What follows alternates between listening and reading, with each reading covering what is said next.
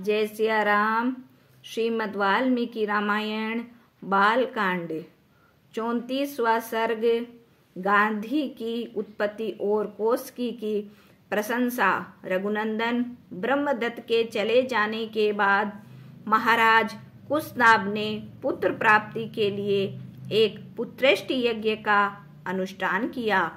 उसी समय महाराज कुश ने कुशनाभ से कहा, बेटा तुम शीघ्र ही गांधी नामक पुत्र प्राप्त करोगे। उसके द्वारा तुम संसार में अक्षय कीर्ति प्राप्त करोगे। इसके कुछ काल बाद कुशनाभ को धर्मात्मा गांधी नाम का एक पुत्र प्राप्त हुआ। श्री राम वे ही धर्मात्मा गांधी मेरे पिता थे और कुश वंश में जन्म लेने के कारण मैं कौशिकी कहलाता हूँ। इसके साथ मेरे एक ज्येष्ठ बहन भी थी। उसका नाम सत्यवती था और वह ऋचिक मुनि को ब्याही गई थी। वह सशरीर अपने पति का अनुसरण कर स्वर्ग चली गई थी और बाद में वही कौशिकी नदी के नाम से इस भूतल पर प्रकट होकर प्रभावित होने लगी। श्री राम मेरा स्नेह मेरी बहन कौशिकी के प्रति अधिक होने से मैं हिमालय के निकट उसी के तट पर निवास करता हूँ, किंतु यज्ञ संबंधी नियम की सिद्धि हेतु मुझे सिद्धाश्रम बक्सर आना पड़ा, जो कि मुझे प्राप्त हो गया।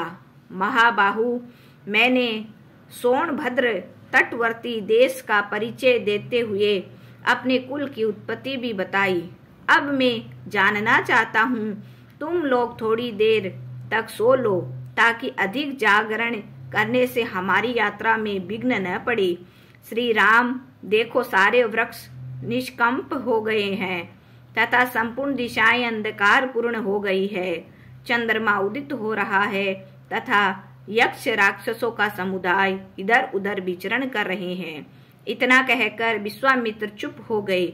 यह सुनकर वहां उपस्थित मुनियों ने उनकी भूरी भूरी प्रशंसा करते हुए उन्हें साधुवाद देने लगे।